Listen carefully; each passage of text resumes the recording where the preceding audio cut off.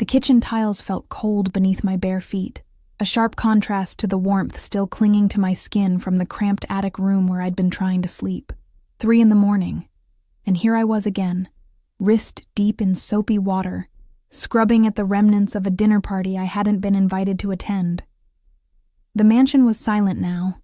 Earlier, it had pulsed with life.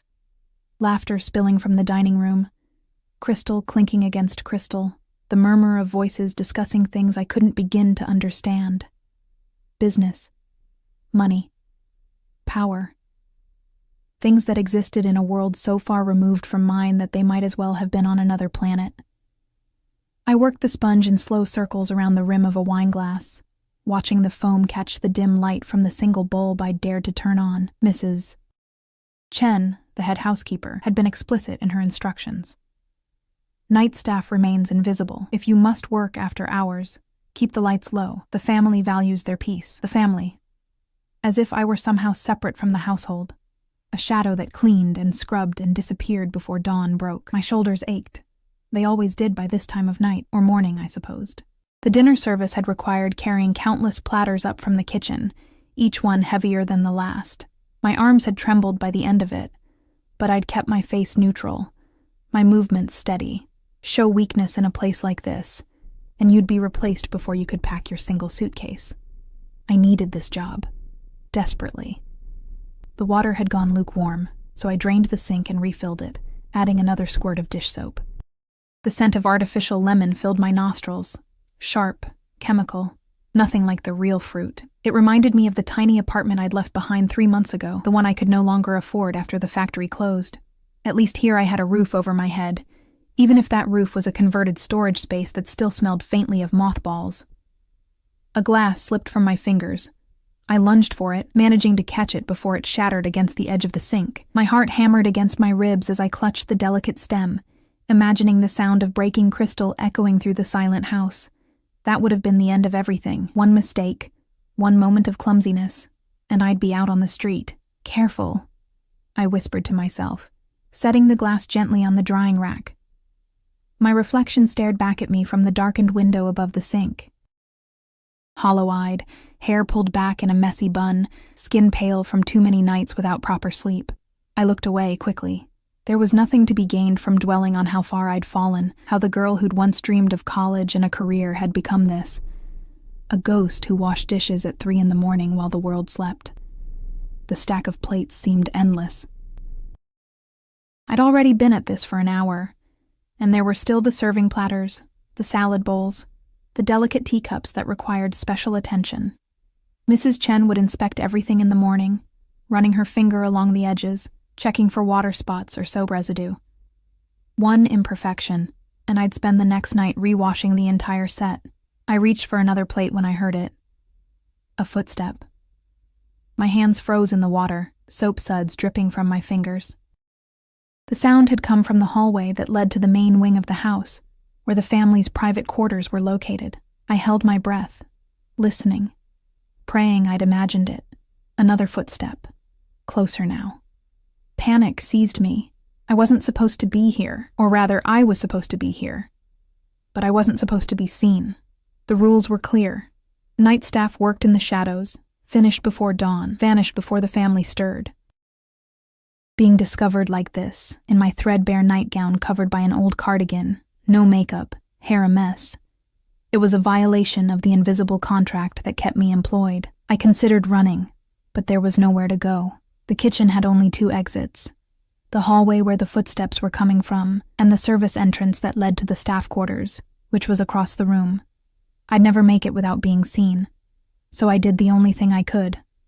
I kept washing dishes, trying to make myself as small and unobtrusive as possible, hoping whoever it was would take what they needed and leave without really looking at me. The footsteps stopped.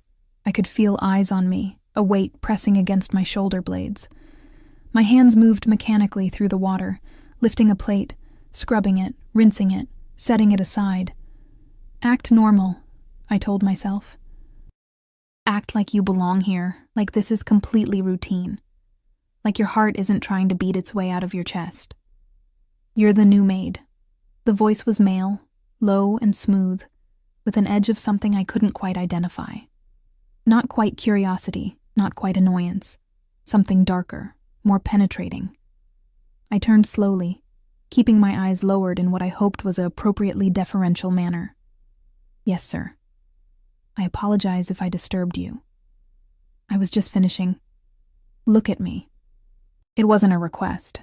I raised my eyes and immediately understood why Mrs. Chen had warned me, in her clipped, matter-of-fact way, to avoid the young master at all costs. He stood in the doorway, backlit by the dim hallway light, but I could make out enough to know that this was dangerous territory. Tall, with dark hair that looked like he'd been running his hands through it. He wore black pants and a white shirt, unbuttoned at the collar, sleeves rolled up to reveal forearms marked with... Were those scars? Or tattoos? In the low light, I couldn't tell, but it was his eyes that held me frozen. Dark, intense, calculating.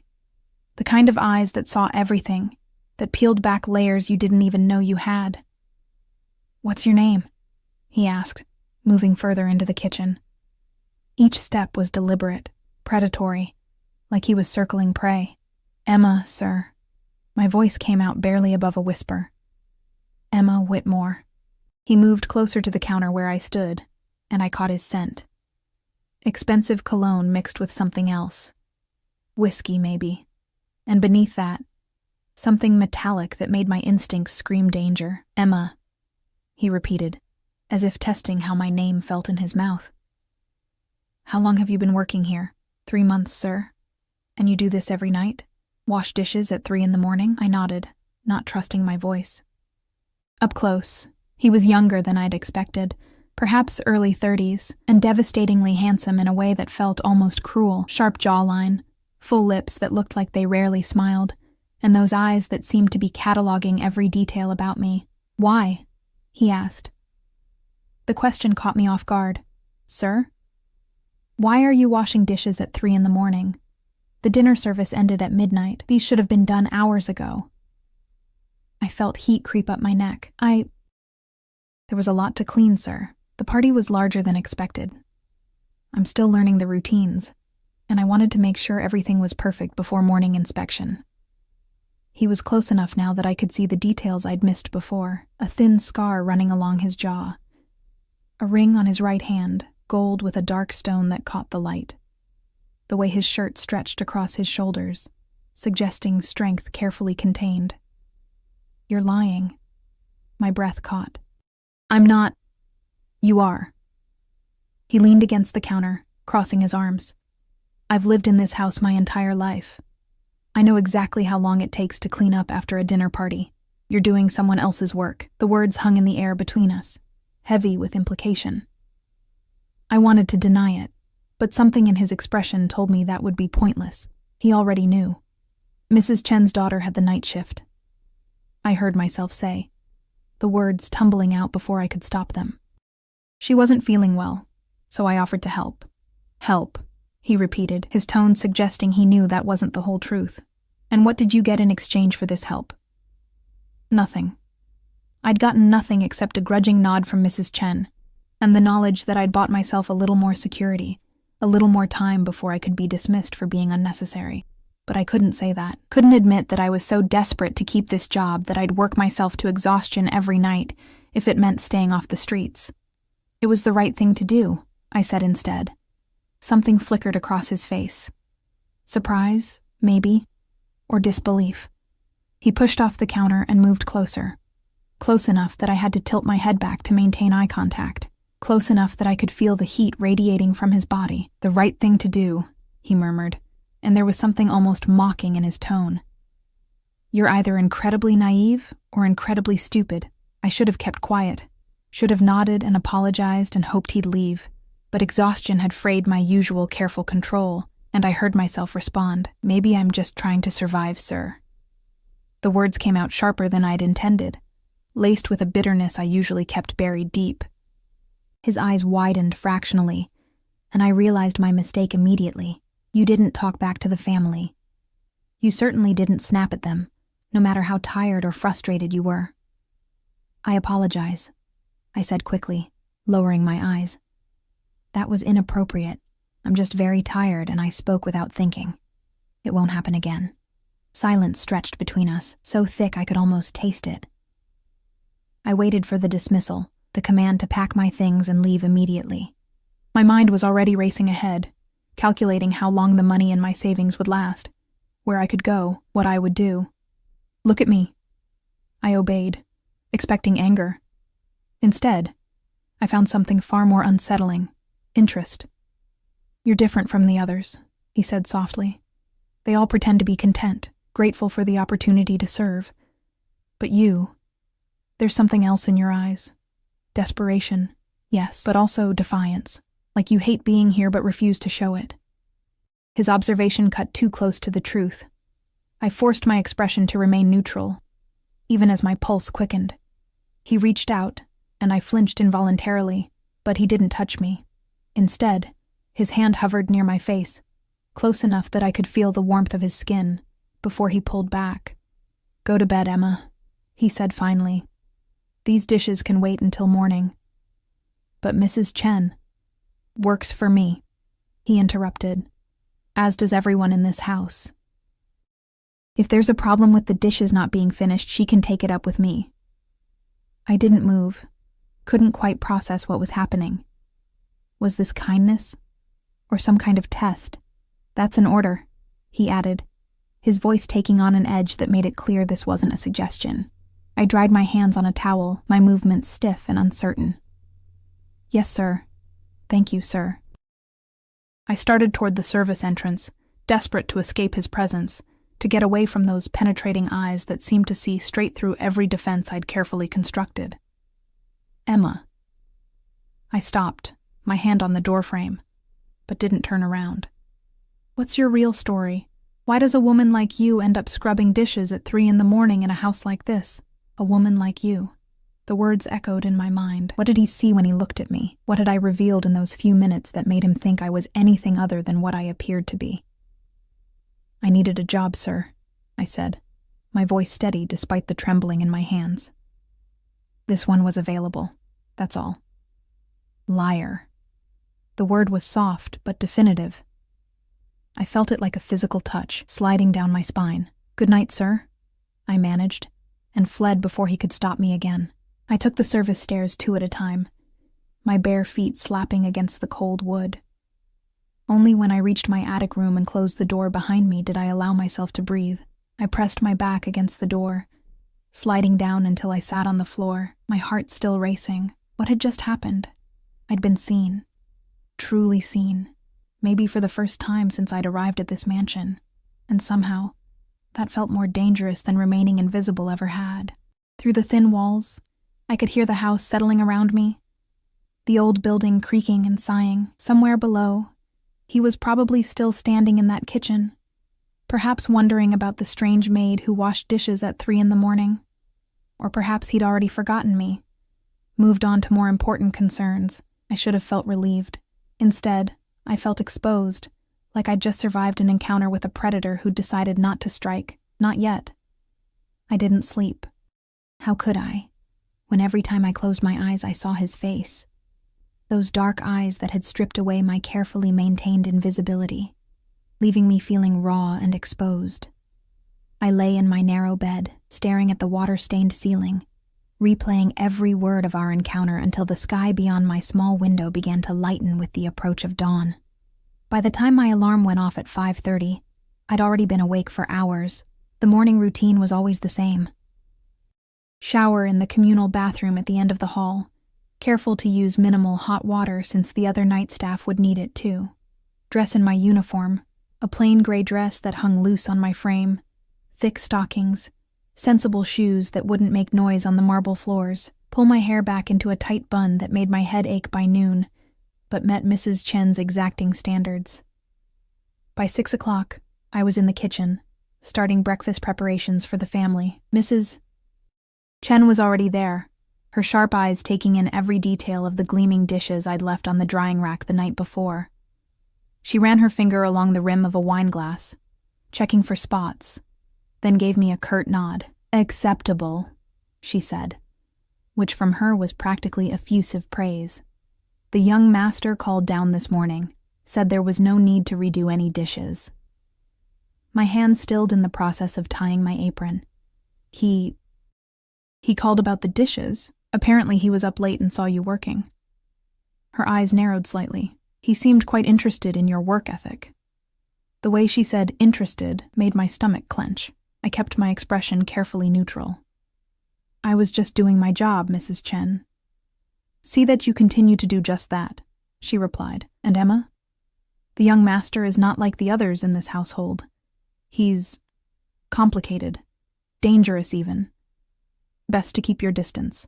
It was the most personal thing she'd ever said to me, and coming from her, it felt like a warning wrapped in genuine concern. I understand, I said quietly.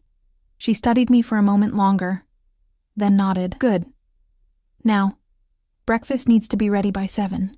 The young master has requested his meal be brought to his study this morning instead of the dining room. My heart sank. Will I be serving? No. Maria will take it up. She paused. He specifically requested that you remain in the kitchen this morning. Relief and something else, disappointment, washed through me. I told myself I was being ridiculous. Staying away from him was exactly what I needed to do. Last night had been unsettling enough. The morning passed in a blur of activity. Breakfast service, then lunch preparations, then the endless cycle of cleaning and organizing that filled the hours between meals. I kept my head down, my hands busy, trying to lose myself in the familiar rhythm of work. But I couldn't stop thinking about him. The way he'd moved, all coiled power and casual dominance. The intensity of his gaze, like he could see past every lie I'd ever told myself. The strange moment when he'd almost touched my face. His hand hovering so close I'd felt the ghost of contact against my skin. Emma! I jumped, nearly dropping the crystal bowl I'd been polishing. Mrs. Chen stood in the doorway, her expression tight. The young master wants to see you, his study. Now. The bowl slipped from my numb fingers. This time I wasn't fast enough to catch it. It shattered against the floor, fragments of crystal scattering across the tiles like diamonds. For a moment, no one moved. Then Mrs. Chen's face transformed, anger flooding her features. Clumsy girl! Do you have any idea how much— Leave it! The voice came from behind her, and she immediately fell silent. He stepped into the kitchen, dressed now in an impeccably tailored black suit that made him look even more dangerous than he had in the middle of the night. His hair was styled back from his face, revealing those sharp features in unforgiving detail. It was an accident, he said, his eyes fixed on me. Have someone else clean it up. Emma, come with me. It wasn't a request. Mrs. Chen stepped aside, and I had no choice but to follow him out of the kitchen.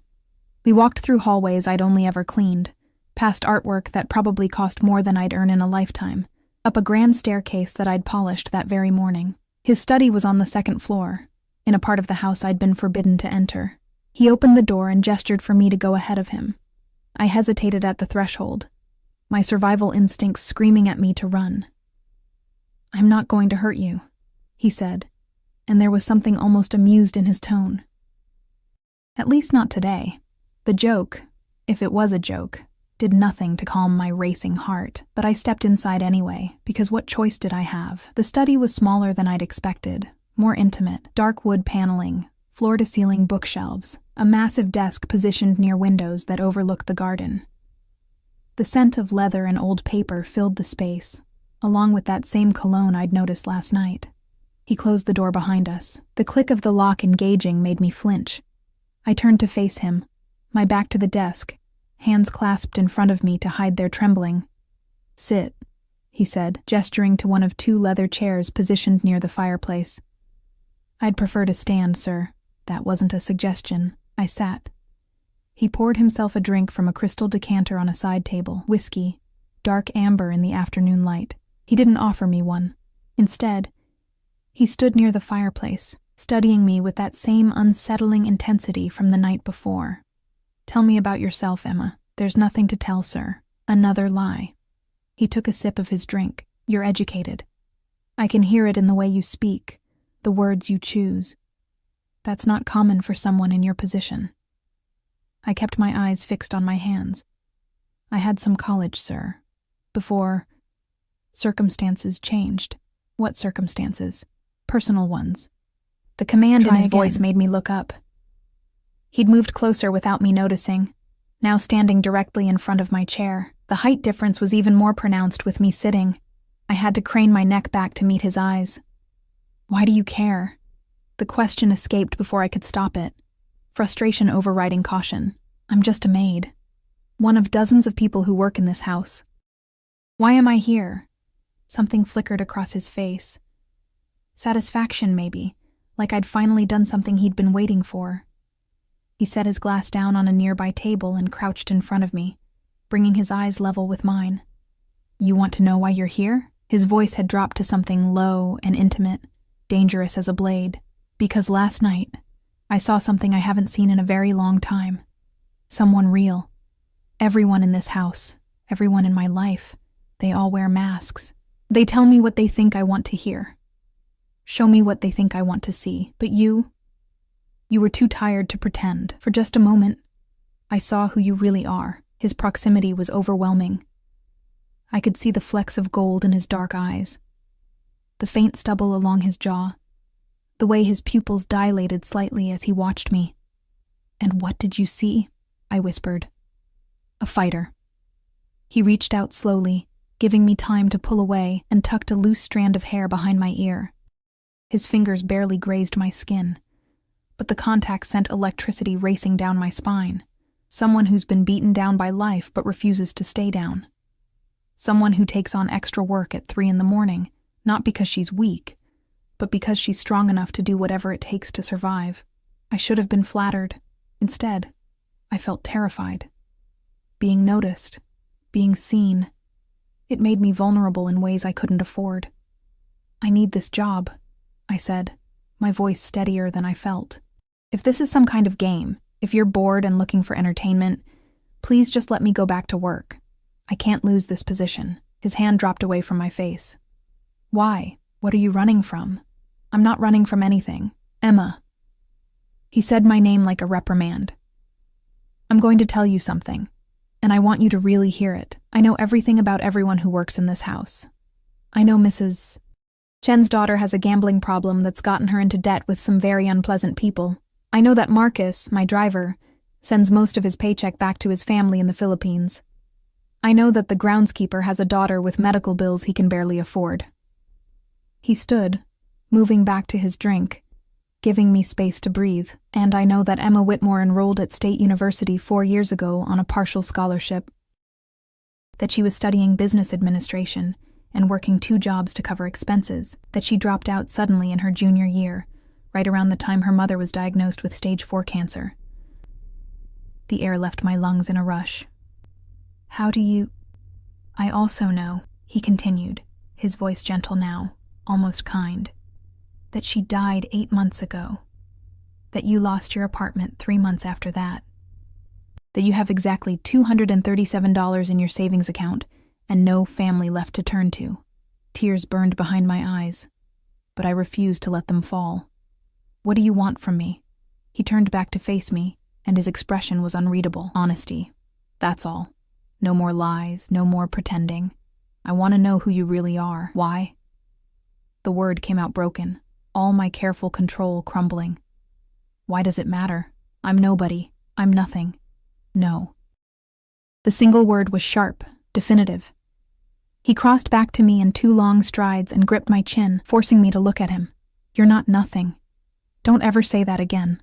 The intensity in his eyes was almost painful to witness. His thumb brushed along my jaw, a touch that was somehow both gentle and possessive. You don't know me, I managed.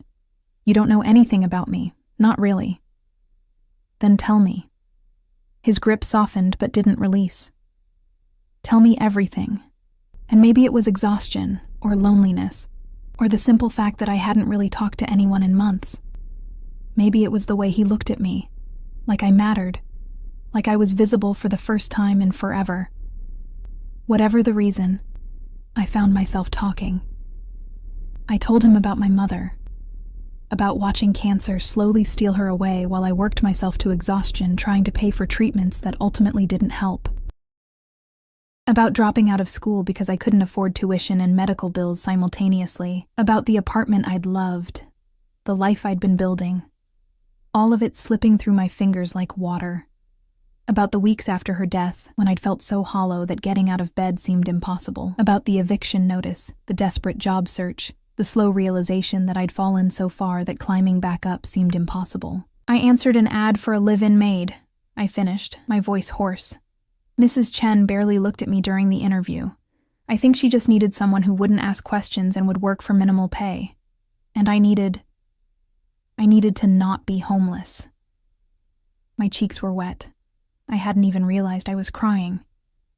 He released my chin and pulled a handkerchief from his pocket, silk, monogrammed, and handed it to me. "Thank you for telling me," he said quietly. I dabbed at my eyes, mortified by my loss of control. "I'm sorry. You didn't need to hear all of that." "Yes, I did." He settled into the chair across from mine, his elbows on his knees, his attention entirely focused on me. "Emma, I'm going to make you an offer. You can accept it or refuse it. The choice is yours, but I need you to really think about it before you answer." Dread pooled in my stomach. "What kind of offer?" "I want to hire you, not as a maid, as a personal assistant." I blinked, certain I'd misheard. "I don't understand." "My life is complicated," he said carefully. "I have business dealings that require discretion, appearances that must be maintained. I need someone I can trust, someone who isn't connected to the usual circles. Someone who—" He paused, seeming to choose his words carefully. "Someone who has nothing to gain by betraying me.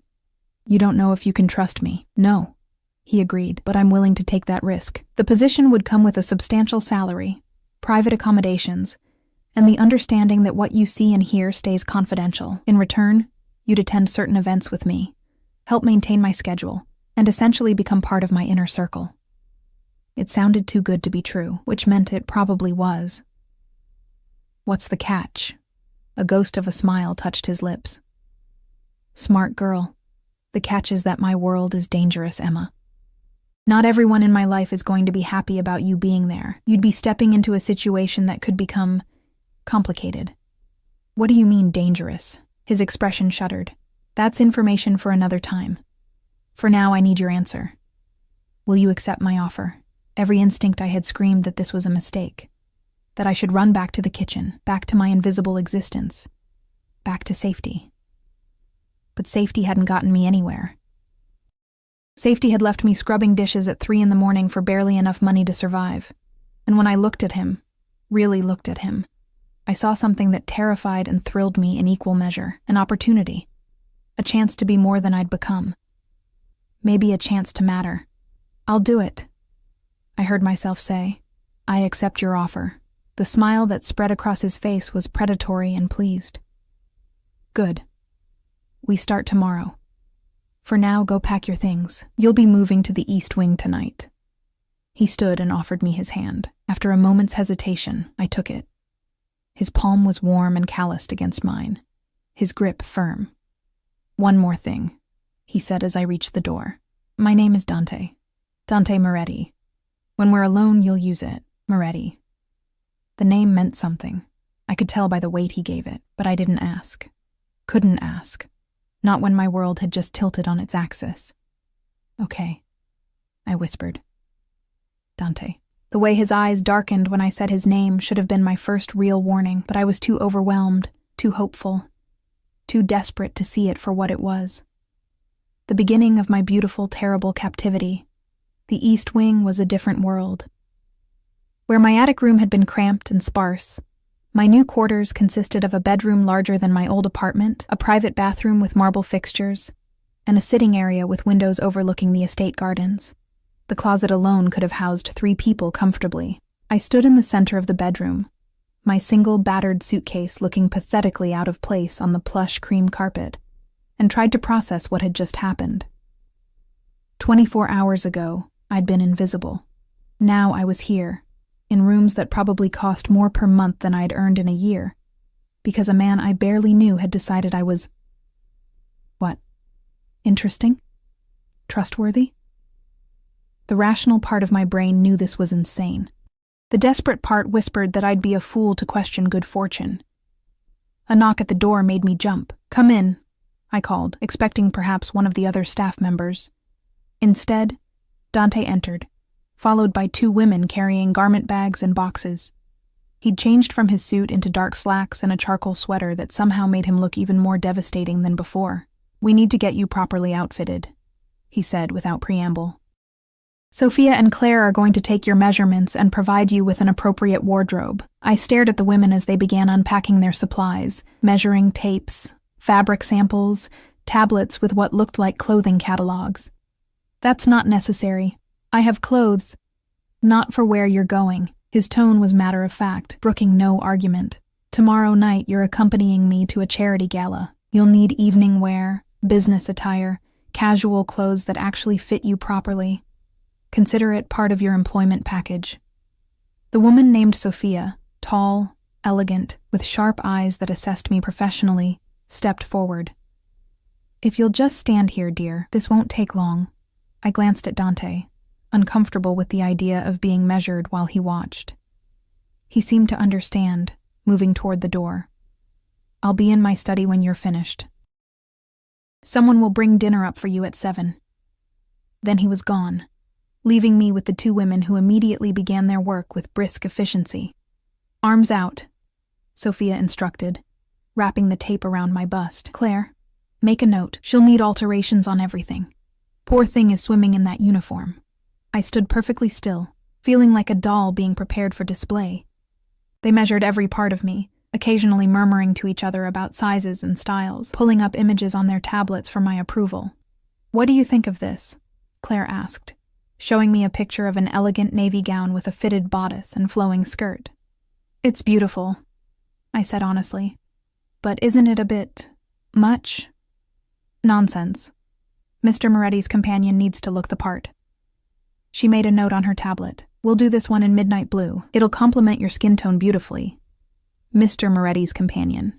The phrase made my stomach flutter with something between anxiety and anticipation. They worked for another hour, showing me options, taking notes, discussing accessories and shoes, as if dressing me were a military operation requiring strategic planning. By the time they packed up their supplies, I felt overwhelmed and oddly vulnerable, as if by measuring my body they'd somehow gained access to parts of me I usually kept hidden. "The first pieces will arrive tomorrow morning," Sophia said as they prepared to leave. "The gown for tomorrow night will be ready by 4. Claire will come by at 5 to help with hair and makeup. I can do my own. Mr. Moretti's instructions," she interrupted gently. "He wants everything perfect." After they left, I sank onto the edge of the massive bed, my mind racing. This was really happening. Tomorrow night, I'd be attending a charity gala as Dante Moretti's companion, dressed in clothes worth more than I'd earned in months, pretending to be someone I wasn't. The thought should have excited me. Instead, it terrified me. Dinner arrived precisely at 7, delivered by Maria, who couldn't quite hide her curiosity as she set the tray on the table in the sitting area. Grilled salmon, roasted vegetables, a side salad, and a glass of white wine. "Will there be anything else, miss?" she asked, the title sounding strange directed at me. "No, thank you, Maria. This is more than enough." She hesitated at the door. "Emma? Are you all right? We heard you're not working in the kitchen anymore." I managed a smile. "I'm fine. Just a change in duties." After she left, I picked at the food, my appetite gone. The salmon was perfectly cooked, the vegetables seasoned to perfection, but everything tasted like ash in my mouth. I kept thinking about Dante, about the way he'd looked at me in his study, about the danger he'd mentioned so casually. What had I agreed to? Sleep eluded me again that night. I lay in the unfamiliar bed, staring at shadows dancing across an unfamiliar ceiling, listening to the house settle around me. Somewhere in this massive building, Dante was probably awake too. What was he thinking? Did he regret his impulsive offer? Or was this all part of some plan I couldn't see? Morning came too quickly. I rose early from habit, showered in the luxurious bathroom, and dressed in my old uniform since nothing else had arrived yet. I was attempting to style my hair when someone knocked. "It's open," I called. A young man in a black suit entered, carrying multiple garment bags. "Miss Whitmore?" First delivery from Sophia. She said to tell you there's more coming this afternoon. He hung the bags in the closet and left before I could properly thank him. I unzipped the first bag and found casual clothes. Soft sweaters, well-fitted jeans, simple blouses in muted colors. Everything looked expensive and elegant in its simplicity. The second bag contained business attire. Tailored pants, silk blouses, a fitted blazer. I ran my fingers over the fabric, marveling at the quality. A note fell out, written in elegant script. For today, wear the cream blouse and gray pants, understated but professional. S. I dressed as instructed, barely recognizing myself in the mirror. The clothes fit perfectly, making me look polished in a way my oversized uniform never had. I twisted my hair into a professional bun and applied minimal makeup. I had no idea what the day would bring, but at least I'd look presentable. Another knock. This time, I opened the door to find Dante standing there, dressed in another impeccable suit, his hair styled back from his face. His eyes swept over me, lingering in a way that made heat crawl up my neck. "Perfect," he said simply. "Come, we have a busy day." I followed him through the house, trying to ignore the stares from other staff members as we passed. Mrs. Chen watched from the kitchen doorway, her expression unreadable. I wanted to stop, to explain, but Dante's pace didn't allow for it. We ended up in a different room this time, a private office with a large conference table. A man was already waiting there, older than Dante, with silver-streaked hair and calculating eyes. When we entered, he stood, his attention immediately fixing on me with uncomfortable intensity. "So this is her," he said, his voice carrying a hint of an accent I couldn't place. "Emma, this is Vincent. He handles security for my business interests." Dante gestured for me to sit at the table. "Vincent, this is Emma Whitmore. She'll be accompanying me to events from now on." Vincent circled the table slowly, studying me like I was a puzzle to be solved. "You've done a background check?" "Of course." "And you're certain she's not connected to any of the families? She's clean?" Dante's voice held an edge. "I wouldn't have brought her here otherwise." I sat quietly, feeling like a specimen under examination. Vincent finally took a seat across from me, his expression neutral, but his eyes sharp. "Miss Whitmore, I need to be very clear with you about something." He folded his hands on the table. "Your association with Dante puts you in a delicate position. There are people who would use you to get to him, people who would hurt you to send him a message. Do you understand what I'm saying?" My throat went dry. Yes, I think so." "I don't think you do." He leaned forward. "Dante is not just a wealthy businessman. His family has complicated connections, old-world connections, the kind that don't appear in any official records but control more of this city than you can imagine." The implication settled over me like ice water. Mafia. He was talking about the Mafia. I looked at Dante, searching his face for denial, for some indication that this was an exaggeration. Instead, I found only a calm acceptance, as if Vincent had merely stated the obvious. I couldn't finish the sentence. "I'm the head of the Moretti family," Dante said quietly, "which means I control territories, businesses, and interests that require unconventional management. It also means I have enemies, many of them." The room spun slightly. I gripped the edge of the table, trying to steady myself. This was insane. I'd known he was dangerous, had felt it in my bones from that first encounter, but this, I need to leave.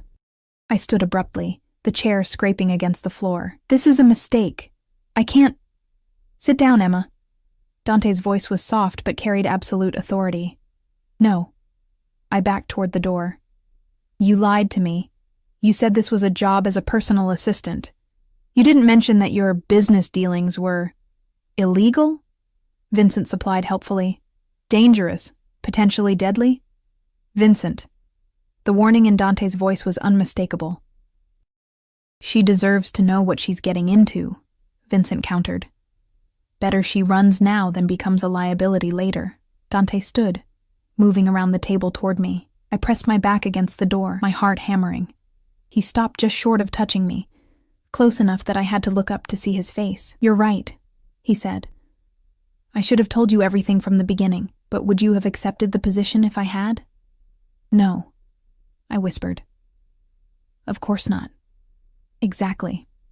His hand came up to rest against the door beside my head, not quite caging me in, but making it clear I wasn't leaving until he said so. Emma, I'm giving you a choice right now. You can walk away. I'll make sure you're taken care of. First month's rent and deposit on an apartment, a lump sum to get you back on your feet, a reference for legitimate work. You'll be safe, comfortable, and completely free of me. It sounded too good to be true. And if I stay? If you stay, you're mine. The possessiveness in his voice made my breath catch. Under my protection, which means also under my control. You go where I say, when I say. You do as you're told, without question. In return, you'll want for nothing. You'll be safe from everything except me. That's not a choice, I said, hating how my voice shook. That's an ultimatum. No, Bella. An ultimatum would be telling you that you have no option but to stay. I'm offering you a way out. The question is whether you'll take it. I stared up at him, trying to read the expression in those dark eyes. There was desire there, yes, but also something else. Something almost vulnerable, like my answer actually mattered to him. Why me? I asked desperately. You could have anyone. Women who are beautiful, sophisticated, who actually belong in your world. Why choose someone like me? Because you're real. His free hand came up to cup my cheek, his thumb tracing my lower lip. Because when I look at you, I don't see someone trying to impress me or use me or gain something from me. I see someone who's survived hell and come out the other side still fighting. That's rare, Emma. That's precious. I'm not what you think I am, I whispered. I'm not strong. I'm terrified. And I have no idea what I'm doing. Good. His smile was dark, almost predatory. Fear will keep you sharp, keep you careful, keep you alive. The last word hung between us, heavy with implication. What happens if I stay and then want to leave later? I asked. Something flickered across his face. Pain, maybe, or anger. Then we'll have a very different conversation. But Emma, understand this.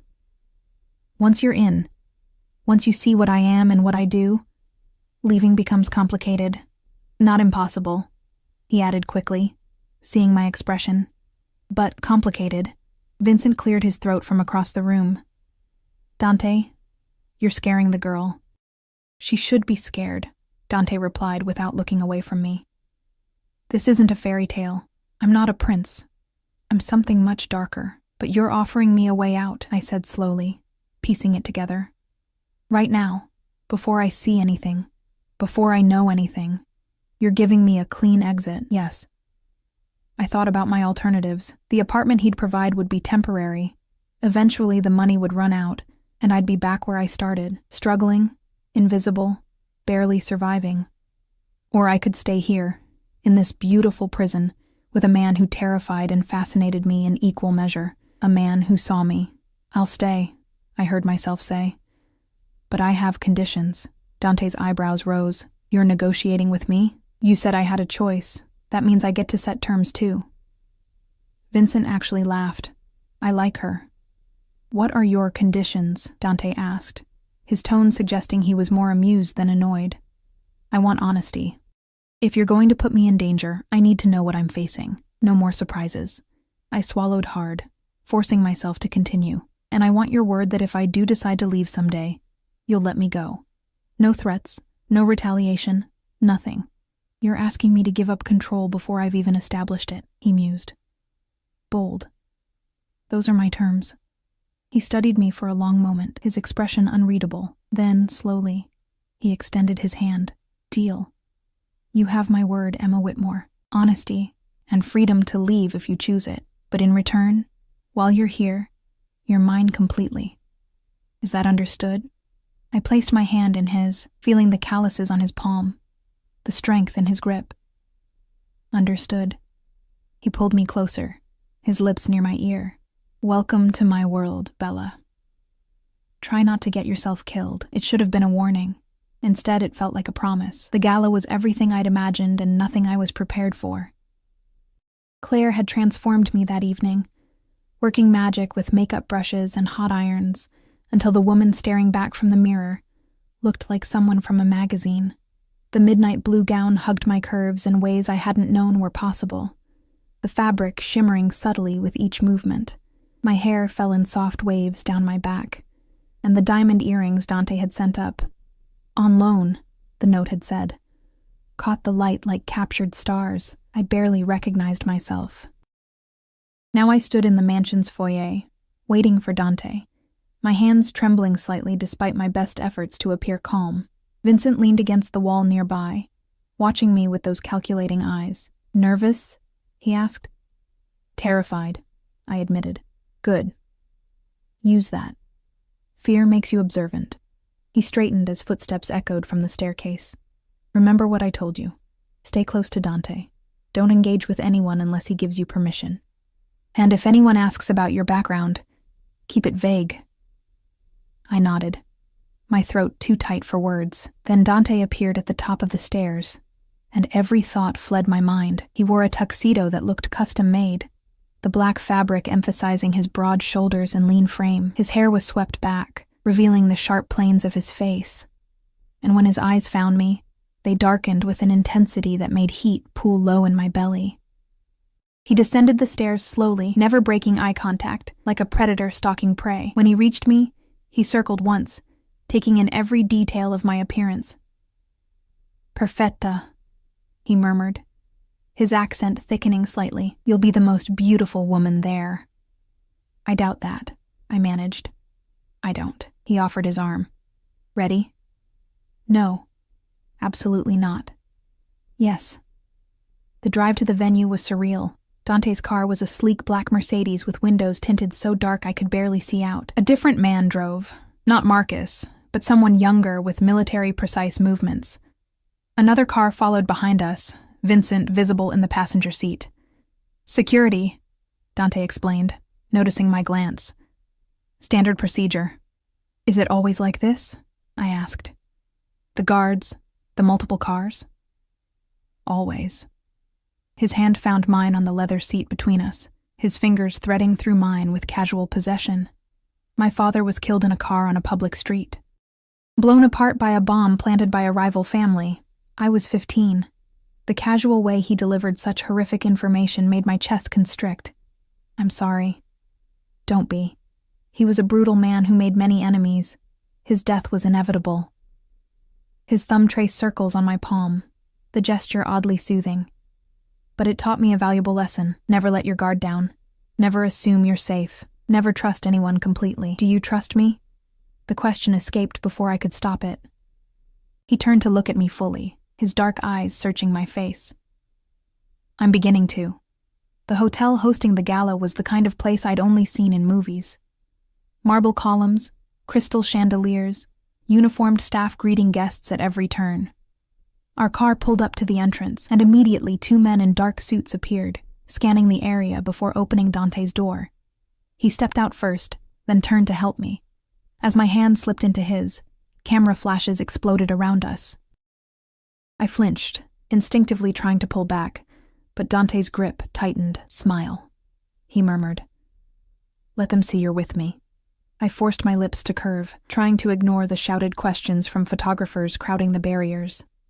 "Mr. Moretti, who's your date? Is this a new relationship? Can we get a name?" Dante ignored them all, guiding me up the red carpet with one hand at the small of my back. The touch was possessive, claiming, announcing to everyone watching that I belonged to him. Inside, the ballroom was a sea of designer gowns and expensive suits. Champagne flowed freely, carried by servers in crisp white uniforms. A string quartet played in one corner, while guests mingled and laughed, their voices creating a constant buzz of conversation. I felt completely out of place. "Breathe," Dante said softly, leaning close enough that his lips brushed my ear. "You're doing fine. Everyone's staring. They're staring because you're stunning, and because they're wondering who managed to catch Dante Moretti's attention." His hand slid from my back to my waist, pulling me closer against his side. "Let them wonder." A man approached, older, silver-haired, with a kind of polished confidence that came from wealth and power. "Dante, good to see you, my boy." Richard. Dante's tone was cordial but carried an edge I was learning to recognize. Caution. Thank you for the invitation. Richard's eyes slid to me, curiosity evident. And who might this lovely creature be? Emma Whitmore, Dante said before I could respond. Emma, this is Richard Castellano. He sits on the board of several charities I support. I offered my hand, remembering Vincent's instructions about keeping things vague. Pleasure to meet you, Mr. Castellano. The pleasure is entirely mine. He held my hand a beat too long, his smile not quite reaching his eyes. How did you and Dante meet? Through mutual acquaintances, Dante interjected smoothly. Emma recently moved to the city. I've been showing her around. It wasn't quite a lie, but it wasn't the truth either. Richard seemed to sense this, his smile sharpening. How fortuitous. Well, I hope you're prepared for the whirlwind that is Dante's world, my dear. It can be quite overwhelming for those not accustomed to it. There was something in his tone that set my nerves on edge. A warning, or perhaps a threat. I'm learning quickly, I said, keeping my voice light. I'm sure you are. He turned back to Dante. We should talk business later. I have a proposition that might interest you. I'm here for the charity tonight, Richard. Business can wait. Of course. Of course. But his eyes held a coldness that belied his jovial tone. Enjoy your evening. As he walked away, I felt Dante's hand tighten on my waist. That man is dangerous, he said quietly. Stay away from him. He seemed friendly enough. That's what makes him dangerous. Dante guided me toward the bar. Richard Castellano runs one of the oldest families in the city. He's been trying to merge operations with mine for years, but I've refused. It makes him volatile. Before I could respond, a woman's voice cut through the noise. Dante, darling. I turned to see a stunning brunette gliding toward us, her red dress clinging to curves that made mine look non-existent. She was the kind of beautiful that seemed almost unreal. Perfect features, flawless skin, the confidence of someone who'd never been told no. And the look she gave me was pure venom. Isabella, Dante said, his tone carefully neutral. I didn't expect to see you here. I wouldn't miss it. She air-kissed both his cheeks, completely ignoring me. It's been too long. You haven't returned my calls. I've been busy. Clearly. Her eyes finally slid to me, taking in every detail with obvious disdain. And who is this? Emma Whitmore. Emma. This is Isabella Rossi. The name meant something. I could tell by the slight tension in Dante's shoulders. Isabella extended one perfectly manicured hand, her smile sharp as glass. How quaint. Tell me, Emma, how long have you known Dante? Not long, I said, taking her hand briefly. I see. She turned back to Dante, moving closer to him in a way that deliberately excluded me. We need to talk, darling. Privately. There are matters we left unresolved. There's nothing to discuss, Isabella. No? Her laugh was brittle. Your father and mine had an agreement, Dante. One you seem determined to ignore, but agreements have consequences, as you well know. The temperature between them dropped several degrees. Dante's expression hardened into something cold and dangerous. My father's agreements died with him. Tell your father that if he has something to say to me, he can say it himself, not through you. Isabella's smile faltered, genuine anger flashing across her face. You think you can just walk away, that bringing some nobody to a public event changes anything? She looked at me with such contempt, I felt it like a physical blow. She's a distraction, nothing more. Everyone here knows it. Careful, Isabella. Dante's voice was soft, deadly. You're embarrassing yourself, am I? Or am I the only one brave enough to say what everyone's thinking? She leaned in, her voice dropping but still audible to me. How long do you think she'll last once she sees what you really are? Once she understands the blood on your hands? My pulse quickened, but I forced myself to remain still, to not react. This was a test, I realized. Not just from Isabella, but from everyone watching this interaction. And people were definitely watching. Dante's arm snaked around my waist, pulling me flush against his side. The possessiveness of the gesture was unmistakable. Emma knows exactly what I am. And unlike you, she chose to be here. Now, if you'll excuse us." He guided me away before Isabella could respond, his hand pressing firmly against my lower back. I could feel the tension radiating through him, the barely controlled anger. "I'm sorry," he said once we were out of earshot. "That was inappropriate." "Who is she?" I asked, though I already had a suspicion. "Someone from my past. Her father and mine arranged a marriage between us when we were children. An alliance to unite two families." His jaw clenched. I refused. It caused complications. "She seems to think you'll change your mind." "She's wrong." He stopped, turning to face me fully. We were near the terrace doors, partially hidden by a marble column. His hands came up to frame my face, tilting my chin until I had no choice but to meet his eyes. "Listen to me carefully, Emma. There are going to be many people who question why you're here, who try to undermine you or make you doubt yourself. Ignore them. The only opinion that matters is mine, and I want you here. Capisci?" The Italian word rolled off his tongue naturally, and though I didn't speak the language, I understood his meaning from his tone alone. "I understand," I whispered. His thumb brushed across my lower lip, the touch sending electricity down my spine. For a moment, I thought he might kiss me.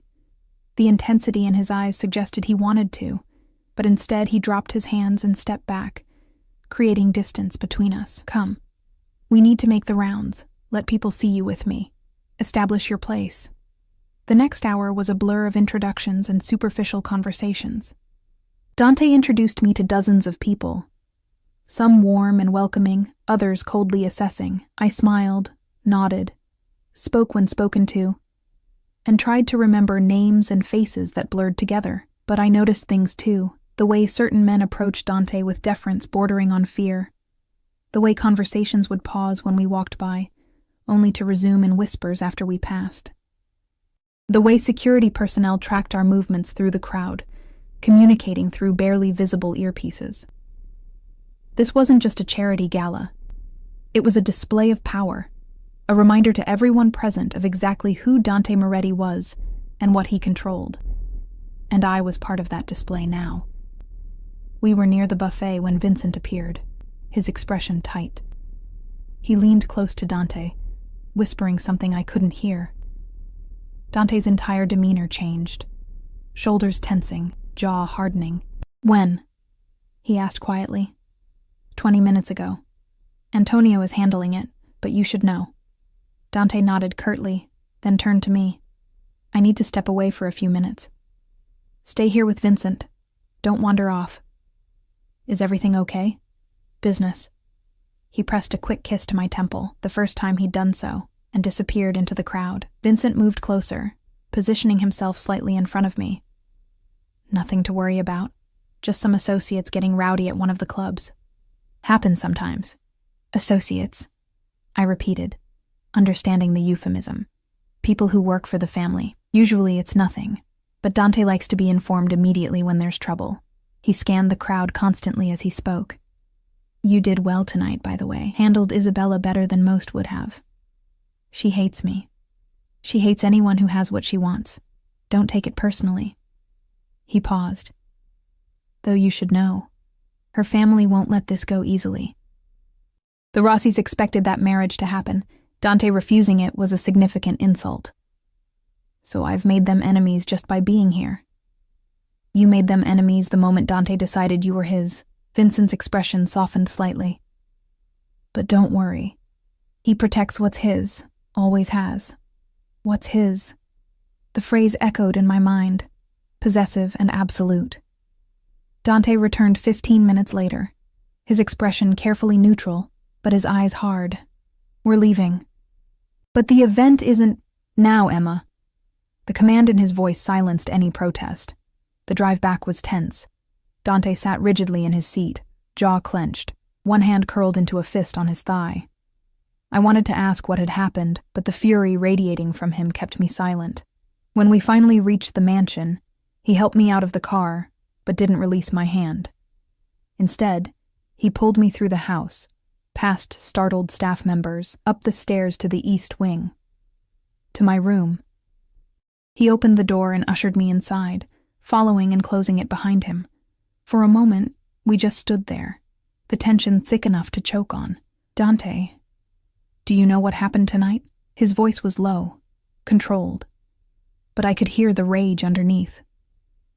While we were at that gala, smiling and playing nice, someone thought they could send me a message. They attacked one of my businesses, burned it to the ground. My hand flew to my mouth. "Was anyone hurt?" "3 of my men are in the hospital. One might not make it." He turned away, running both hands through his hair, destroying the careful styling. "This is what my world is, Emma. Violence and blood and constant warfare. People died tonight because I took an evening off to attend a charity function. That's not your fault, isn't it?" He spun back to face me, and the anguish in his eyes stole my breath. I knew there was tension with the Castellanos. I knew Richard was making moves, but I ignored it because I wanted. He stopped, shaking his head. "It doesn't matter what I wanted." I moved closer, drawn by the pain in his voice. "What did you want?" "One normal evening. One night where I could pretend to be just a man taking a beautiful woman to a party, where I didn't have to think about territory disputes and family politics, and who might try to kill me next." His laugh was bitter. "Stupid. It's not stupid to want normal. It is for someone like me." He looked at me then, really looked at me, and I saw something vulnerable beneath the anger. "This is why you should leave, Emma, while you still can, before you get caught in the crossfire." "Is that what you want? For me to leave?" The question hung between us, his hands clenched and unclenched at his sides, like he was physically restraining himself from reaching for me. "No," he finally said. The word almost a growl. "No, I don't want you to leave. I want you to stay.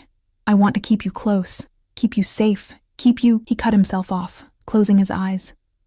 "Cristo, what am I doing?" I closed the remaining distance between us, placing my hand on his chest. His heart hammered beneath my palm. "I'm not leaving." His eyes snapped open. "You don't know what you're saying." "Yes, I do. I made a choice, Dante. I'm staying." "Even knowing the danger? Even seeing what tonight was like? Even then?" Something broke in his expression. His hands came up to cup my face, holding me like I was something precious and breakable. "You're either very brave or very foolish. Maybe both," I whispered. He leaned down slowly, giving me time to pull away, but I didn't. When his lips finally met mine, it was like touching a live wire. Electric, consuming, impossible to resist. The kiss started gentle, almost tentative, but quickly deepened into something desperate and possessive. His hands tangled in my hair, careful of Claire's work, but firm enough to angle my head exactly how he wanted it. I gasped against his mouth, and he took advantage, his tongue sliding against mine in a way that made my knees weak. When we finally broke apart, both breathing hard, he pressed his forehead to mine. "You're mine now," he said. Not a question, but a statement of fact. Mine to protect. Mine to keep. Mine. "Yes," I breathed, too far gone to question the dangerous territory we'd just entered. Outside the window, the city lights glittered like fallen stars. Somewhere out there, his enemies were plotting. His empire was under threat. Violence waited in the shadows. But in this moment, in this room, there was only us, and that felt like enough. The next 3 weeks passed in a blur of contrasts. Luxury and danger, tenderness and violence, moments of normalcy shattered by reminders of exactly who Dante Moretti was. I learned quickly that being his meant existing in a constant state of beautiful tension. Mornings began with breakfast in his private dining room, just the two of us, where he'd read reports while I pretended not to notice the gun holstered at his side. He'd ask about my day's plans, offer suggestions for how to spend my time, all while his phone buzzed constantly with messages he'd ignore until I left the room. The clothes kept coming. A new wardrobe that transformed me from invisible Maid to someone who belonged in Dante's world. I attended more events, always at his side, learning to navigate conversations laden with double meanings and veiled threats. I smiled at people who smiled back while plotting ways to hurt us. I wore diamonds that cost more than most people earned in a year and pretended not to see the blood that paid for them. But there were other moments too.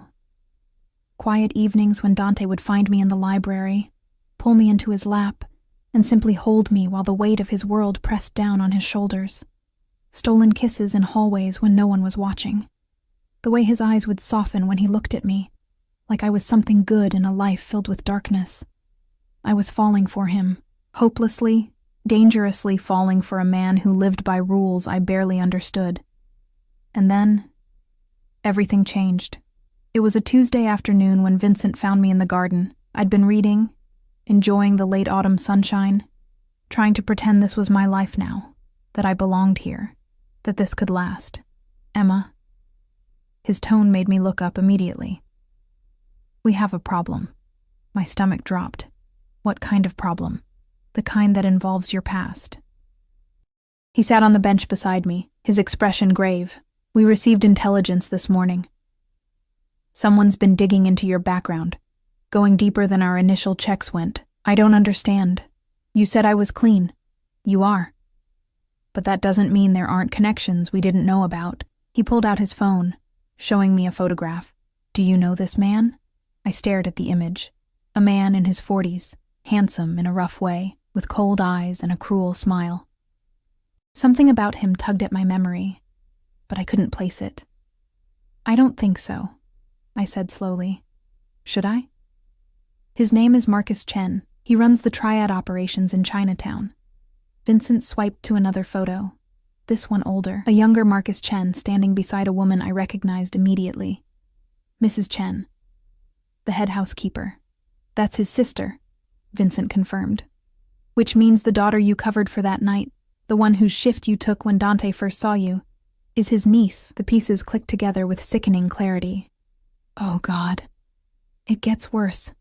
Marcus Chen has been working with the Castellano family, the same family that burned down Dante's club 3 weeks ago. He put the phone away, his expression grim. Emma, they didn't just randomly hire you. This was planned. They put you in this house deliberately, knowing Dante would eventually notice you. The garden spun around me. No, that's not. I applied for the job myself. I saw an ad placed by Marcus Chen's people. They've been trying to get someone inside Dante's inner circle for months. You were perfect. Desperate. Alone. No criminal connections. Someone Dante would view as safe. But I didn't do anything, I protested weakly. I haven't told anyone anything. They don't need you to tell them anything. Your presence is enough. Vincent's voice softened slightly. Emma, you're a weakness now. Something they can exploit. The fact that Dante cares about you makes you a target. Where is he? I stood, my legs unsteady. Does he know? He's in a meeting with the heads of the other families, trying to negotiate a ceasefire before this turns into full-scale war. Vincent stood too, placing a hand on my shoulder. But yes, he knows. He's known since this morning. And he didn't tell me? He was trying to figure out how to handle it. How to keep you safe. I pulled away from Vincent's touch. Anger and fear warring inside me. I need to see him. That's not a good idea right now. I don't care. I was already moving toward the house. Either you take me to him or I find him myself. Vincent sighed but followed. Your funeral. The meeting was taking place in a part of the mansion I'd never seen, a conference room in the basement, accessible only by elevator that required a keycard. Vincent used his, and we descended into what looked like a bunker. Wait here, he instructed when the doors opened. I'll tell him you're... But I was already pushing past him, following the sound of raised voices to a heavy wooden door. I shoved it open without knocking. The room fell silent. 6 men sat around a large table, including Dante at the head, and Richard Castellano to his right. All of them turned to stare at me with varying expressions of shock and irritation. Dante's expression went from surprise to fury in seconds. Emma, get out. No. I stepped fully into the room, letting the door close behind me. We need to talk. This is not the time. When is the time, Dante? When were you planning to tell me that I've been a pawn in someone else's game? That my entire presence here has been orchestrated? My voice rose despite my attempts to control it. I deserve to know what's happening. Richard Castellano laughed, the sound cruel. Well, the little bird has claws after all. Tell me, my dear, did you know you were being used? Or were you truly that naive? Shut your mouth, Richard. Dante's voice was lethal. Why? She's already ruined your credibility by barging in here. Might as well let her hear the truth. Richard leaned back in his chair, his smile vicious. Your precious Emma was planted in your house by Marcus Chen. Every moment you've spent with her, every secret she's overheard, every weakness she's seen, all of it has been reported back to your enemies. That's not true, I said, but my voice shook. I haven't told anyone anything. Because they haven't activated you yet, another man interjected, older, with scars running down one side of his face. But they will. And when they do, you'll have no choice but to obey. That's how these operations work. Dante stood abruptly, the chair scraping against the floor. Enough. Emma, with me, now. He didn't wait for my response, just grabbed my arm and pulled me from the room. I stumbled after him, barely keeping pace as he dragged me down the hallway to another room. Smaller, private, with no windows. He released me once we were inside, then turned on me with barely controlled rage. What the hell were you thinking barging into a meeting like that? What was I thinking? What were you thinking keeping this from me? I pushed against his chest, anger overwhelming my fear. You promised me honesty, Dante. You gave me your word. I was trying to protect you by lying? By letting me walk around believing everything was fine when apparently I'm some kind of sleeper agent? Hysteria edged into my voice. Do you actually think I'm working with them? That this has all been an act? His hands gripped my shoulders, firm, but not painful. No. Christo, no. I don't think that. But it doesn't matter what I think, Emma. What matters is what the other families believe. And right now, they believe you're a threat. Then send me away. The words tore from my throat. Give me that apartment you promised, that fresh start, and let me disappear. Problem solved. It's not that simple anymore. His grip tightened. Don't you understand? They know about you now. Know that I care about you. If I just let you go, they'll use you against me anyway. You'll be hunted, tortured for information you don't have, killed to send me a message. The reality of what he was saying crashed over me. So what are you saying? That I'm trapped here? I'm saying you're safer with me than anywhere else. He pulled me closer, his forehead pressing against mine. I can protect you here. I can keep you alive. But out there alone, you wouldn't last a week. This is insane, I whispered. This whole situation is insane. Welcome to my world, Bella. His breath was warm against my face. This is what I tried to warn you about. This is why I gave you the chance to leave when you still could. And now? Now you're mine, and I protect what's mine, no matter what it takes. There was something almost savage in his voice, a possessiveness that should have terrified me. Instead, it made me feel safer than I had in weeks. What do we do? I asked.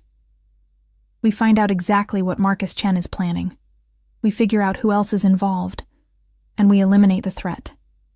He cupped my face, his thumbs brushing away tears I hadn't realized were falling. But I need you to trust me, Emma. Can you do that? I thought about everything that had happened since that night in the kitchen. The way he'd seen me when I was invisible, the way he'd given me a choice even when he didn't have to, the way he kissed me like I was precious, held me like I mattered, looked at me like I was the only real thing in his dangerous world. Yes, I said, I trust you. His kiss was bruising, desperate, like he was trying to brand me as his through sheer force of will. When he pulled back, his eyes were dark with promise and threat. Then let me handle this. And Emma? Stay away from Mrs. Chen and her daughter. As of now, they're enemies. The next 72 hours were the longest of my life. I was confined to the East Wing, with guards posted outside my doors at all times.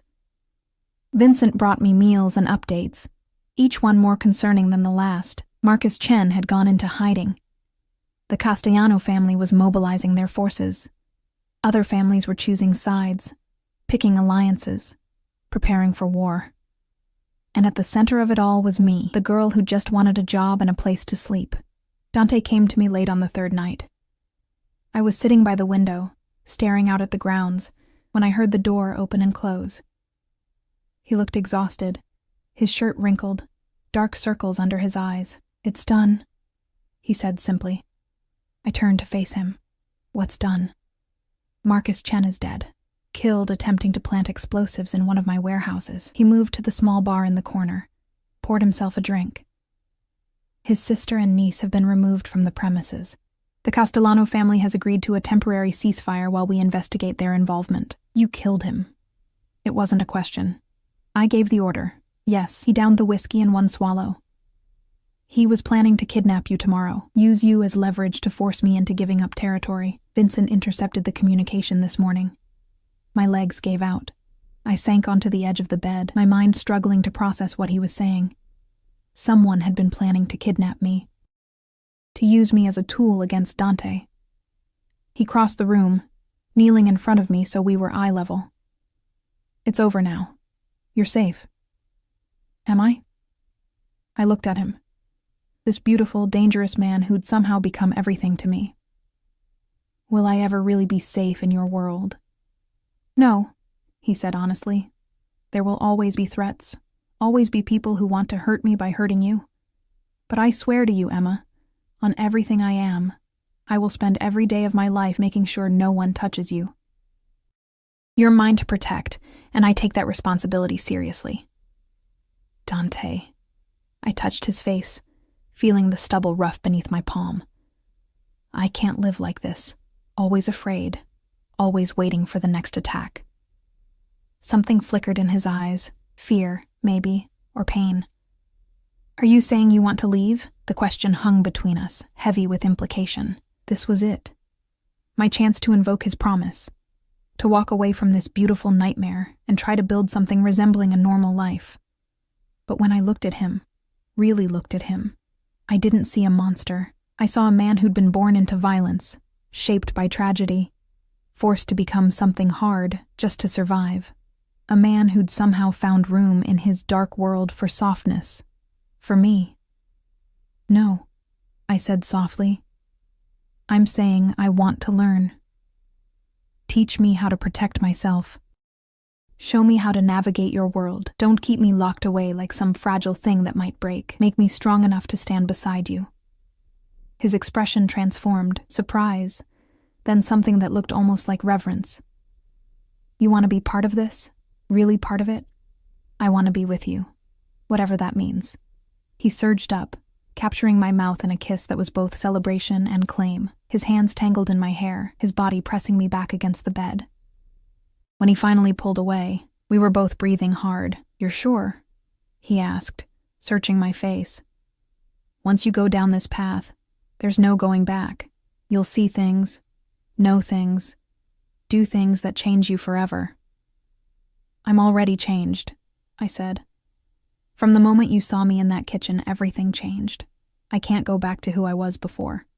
I don't want to. Then we do this together. He pulled me up, holding both my hands. I'll teach you everything. How to read people, how to defend yourself, how to see threats before they materialize. You'll attend meetings, learn the business, understand how the families operate. But Emma, you need to understand. This makes you complicit in everything I do, everything I am. I understand. Do you? Do you understand that I've killed people? That I'll kill again if I need to? That the money that pays for this house, those clothes, everything you've enjoyed, it comes from activities that would horrify most people? I thought about my mother, about the medical bills that had crushed me, the system that had failed us both, about working myself to exhaustion for barely enough to survive, about being invisible and powerless in a world that didn't care if I lived or died.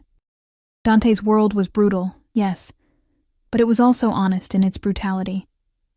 There were no pretty lies here, no pretense that playing by the rules guaranteed safety or success.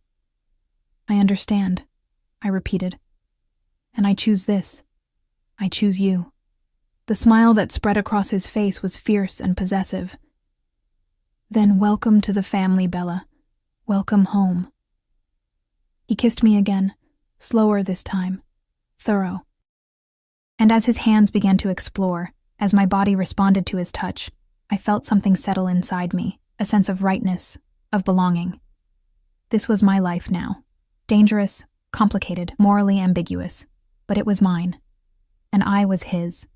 Completely. irrevocably his. 6 months later, I stood in Dante's office, reviewing security reports while he met with his captains downstairs. I wore a tailored suit, black, severe, professional, and a gun holstered at my hip that I now knew how to use with deadly accuracy. Vincent had trained me himself, teaching me not just how to shoot, but how to think like a survivor, how to identify threats, plan exits, read body language. Dante had taught me the politics, who to trust, who to fear, how to navigate the complex web of alliances and grudges that governed his world. I'd attended my first negotiation 3 months ago, watched Dante systematically destroy a man who'd tried to cheat him, using words like weapons, until the man was begging for mercy, then watched him grant that mercy, because sometimes showing strength meant showing restraint.